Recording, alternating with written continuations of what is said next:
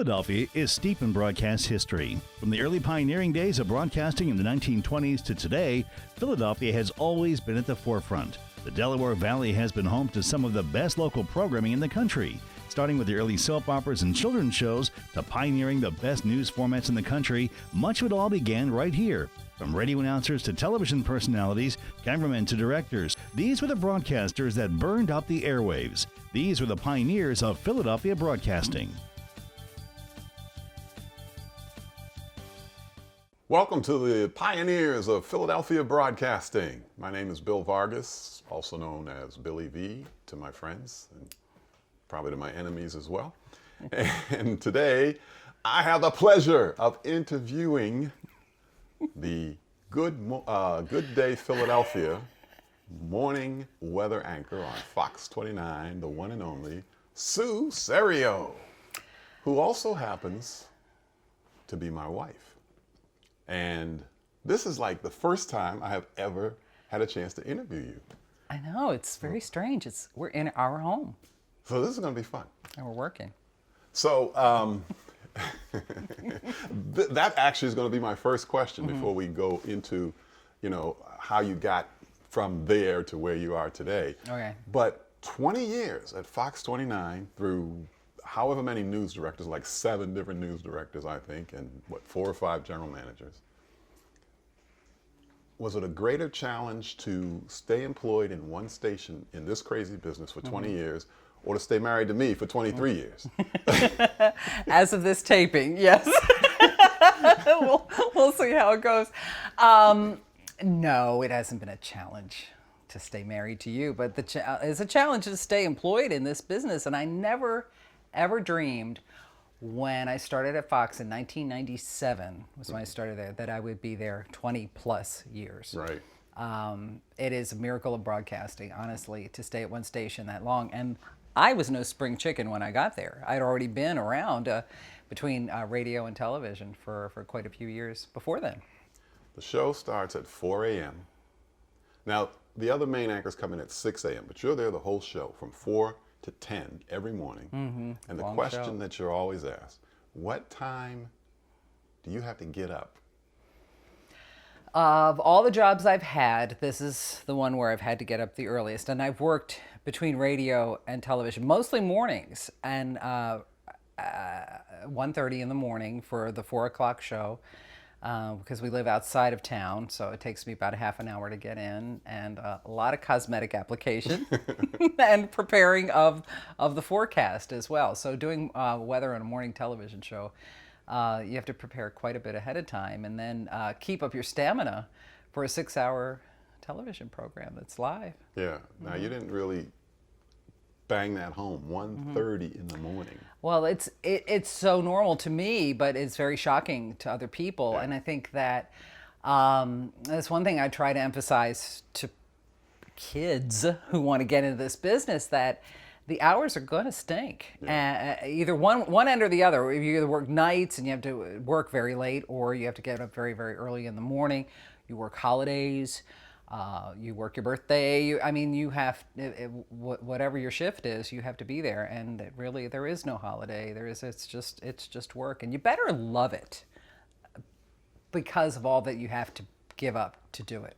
That's what I say, anyway. And actually, since I worked at night for many years as a sports anchor on the same station, Right. I'm a night owl, so that's when we see each other. It's like 1:30 in the morning. Right, because you haven't gone to bed yet, and I'm just waking up in the morning, and that was our life for many years. We called ourselves ships passing. So if you're going to marry somebody in the business, you have to be prepared to put up with their weird schedules as well. But I will say this, that, and I used to say this a lot. Well, where else are you going to meet somebody when you work in broadcasting, because of what I just said? The hours are so weird, and you work so much, you work such long hours, but that person is going to understand. Whereas it's a little difficult sometimes for people outside of the business to understand the demands on your time that are, it's placed on you.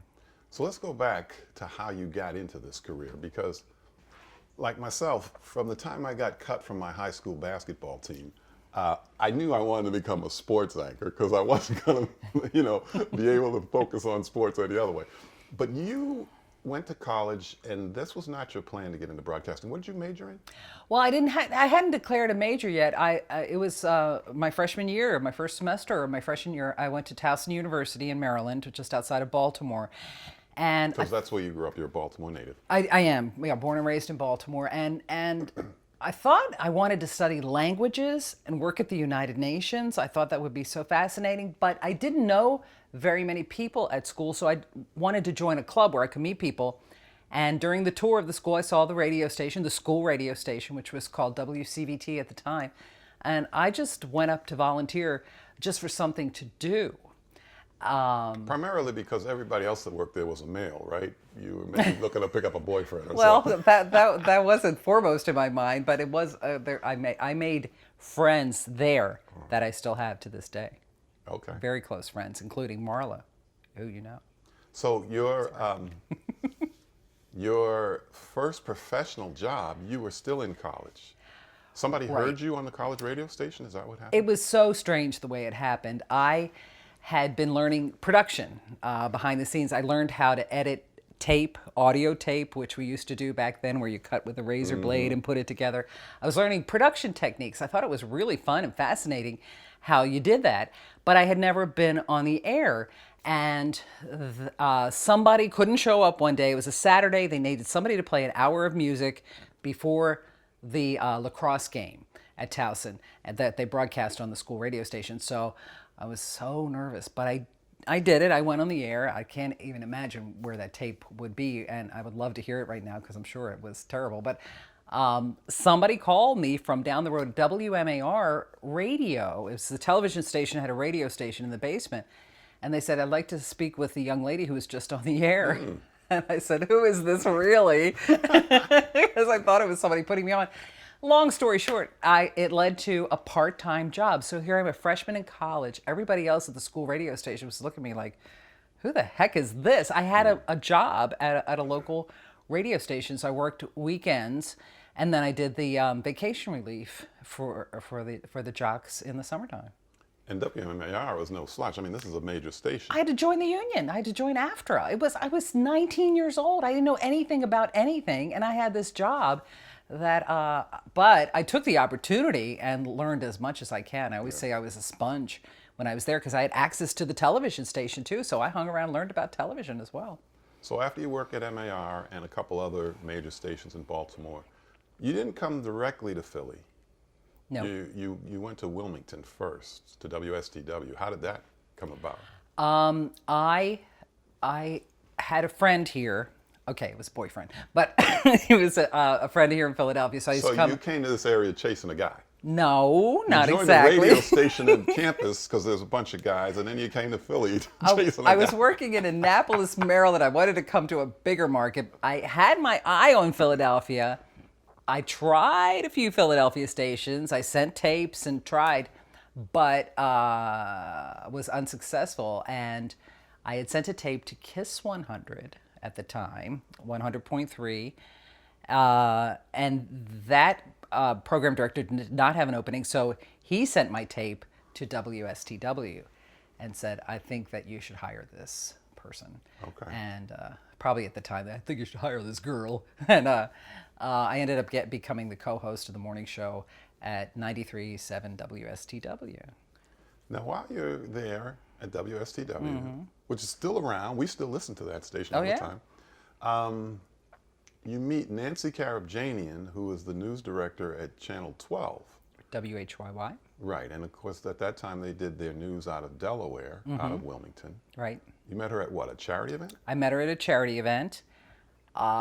We just got to talking. She said, we have a weather opening at our television station. You should come and audition. I said, well, I don't know anything about weather. She said, well, you can learn. You know, it's a part-time position. It doesn't pay much, but it will give you some TV experience. I think you'd be great. So off Imagine I went. a weather anchor and it's a part-time gig and you're getting paid hourly. It was. But that's the world of public TV. Well, I've not, even though I'd worked at radio stations that were in buildings with TV stations, because that happened to me twice, didn't really have on-camera TV experience to speak of.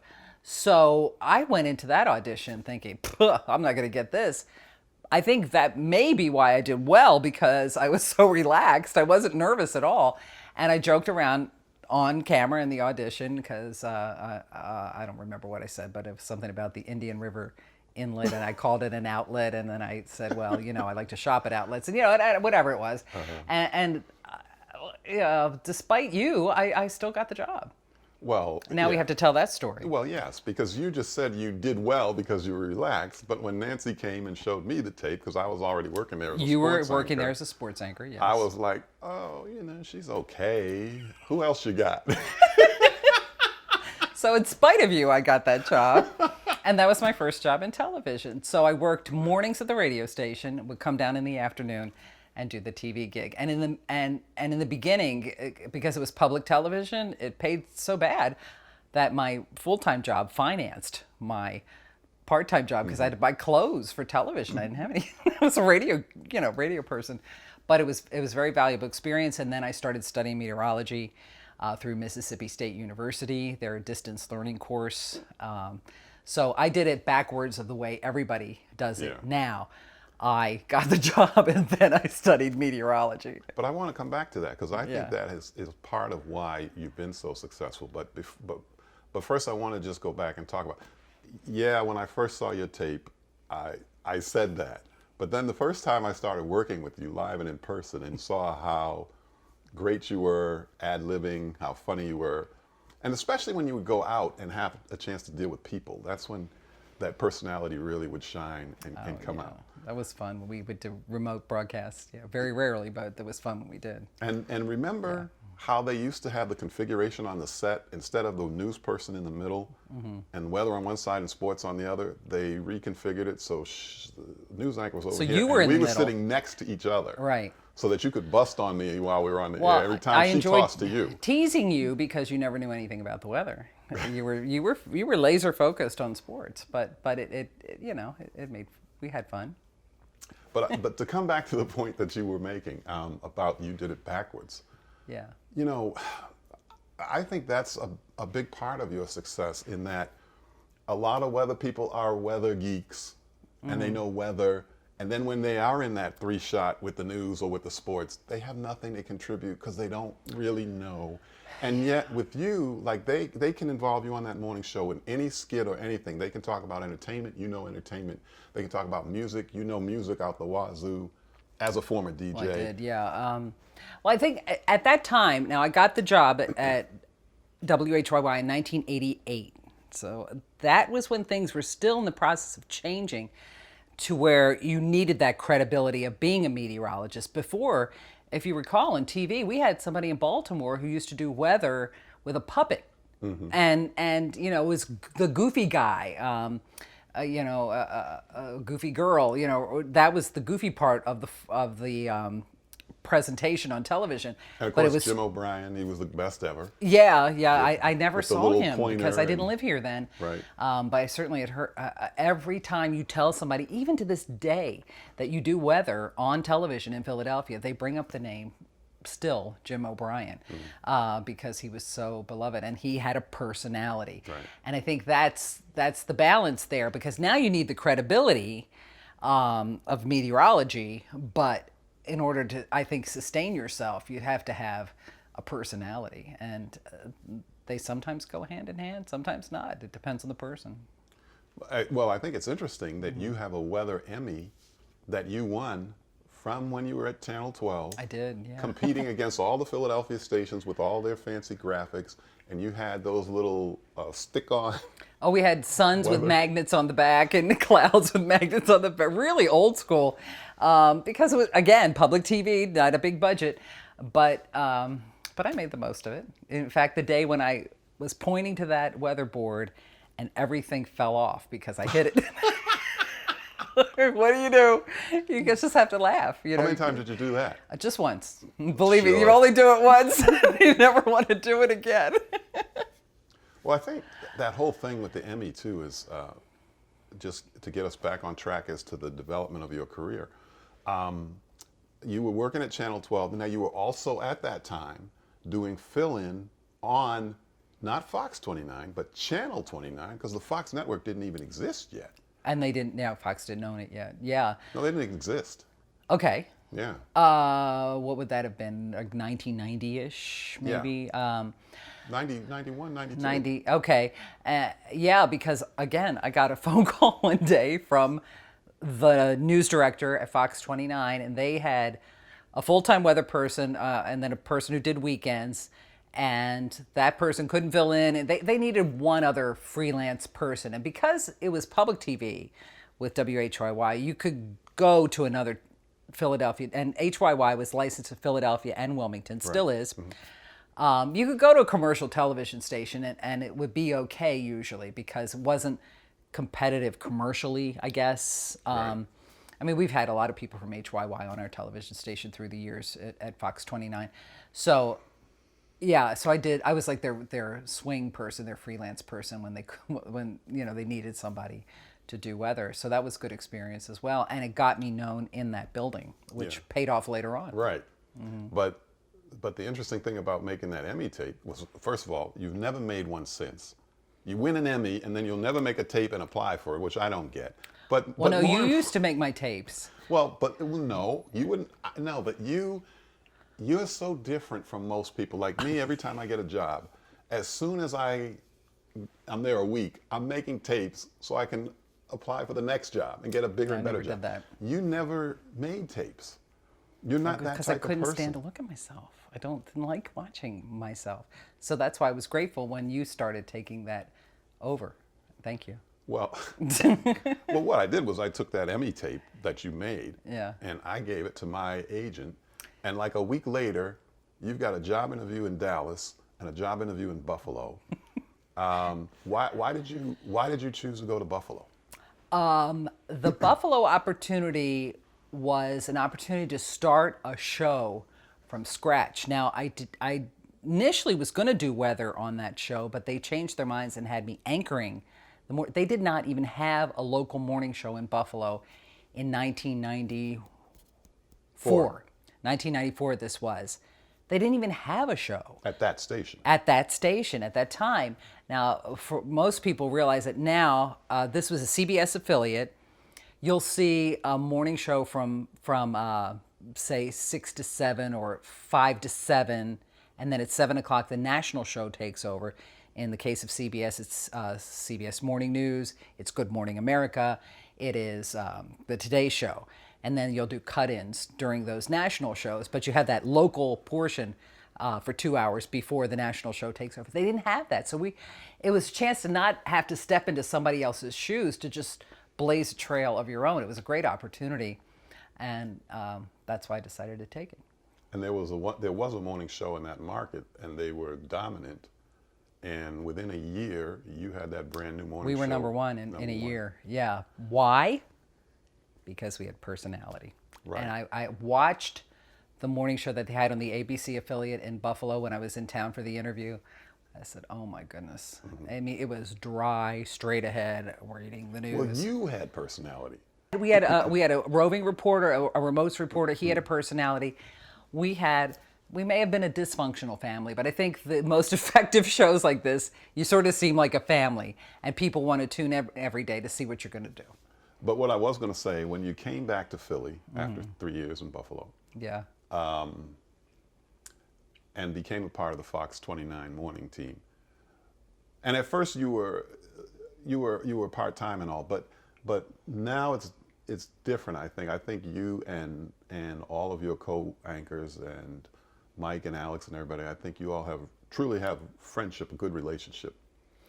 Oh yeah, absolutely. And everybody on that show is a personality. It's just, you want to bring something extra. I think that's what we've always strived to do. Bob Kelly has been on the radio for many years, then went on TV for many years. And I'm referring to Mike Jarek and Alex Hawley. Right. Everybody I work with right now, and we should say we're recording this in January of 2018, I feel like has always strived to just not be, here's the news, here's the weather, here's the traffic. We want to be extra, a little extra, and just bring something a little different to the table. Yeah.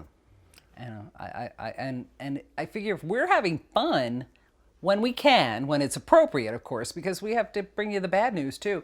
But when we're having fun, I think folks would have fun watching us. That's what I like to watch on TV. People who look like they're enjoying each other's company.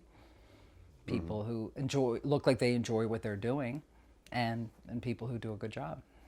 So that's what we go for. That's what I go for. So what, do you want to do another 20 years or what? I can't think of anything else I want to do. There are many people I know in this business who always have that thing, I always wanted to be a lawyer. I wanted to go to law school. I kind of wanted to be a veterinarian. I fell into it by accident. I realized this is what I'm supposed to be doing. The job I have now, I felt when I got there, this is the job that makes the best use of whatever it is I have to offer. Talent, gift, whatever you want to call it. Whatever I got, I felt like I could use it best here, and I still feel that way. It's hard to think of doing anything else. So I can't think about it being over, really. I talk about it. Oh, I can't wait to retire. That's baloney. I can't imagine doing anything else. I think because you have to give so much of yourself to it, and you put so much of yourself on the air, it becomes so much a part of you. I don't know. Did you feel that way? I just feel it's hard to imagine me not being on the air somewhere. Well, yeah, I found out that there is life after television, but you clearly love what you do and you're where you belong. I guess. I'm grateful. I honestly, I try to wake up every morning when I'm driving to work at 2 a.m. I really think about how grateful I am that I've been able to do this long, and I still like it. Well, I think that's a great way to end it, Serio. Thanks. Congratulations on 20 years at Fox, 29, and however many years, maybe I probably shouldn't even say, in the broadcast business. 40. I'll say it. 40. Good for you. Yeah, I don't care. Good for you. That's what grateful. makes you special. Grateful. You'll come right out and you'll tell people, yes, I'm old as the hills. Yeah. Okay. Thank you. Gotta love this guy, huh? All right. And that's going to do it for this edition of Pioneers of Philadelphia Broadcasting with the inimitable Serio. I'm Billy V, Bill Vargas, and it was a treat.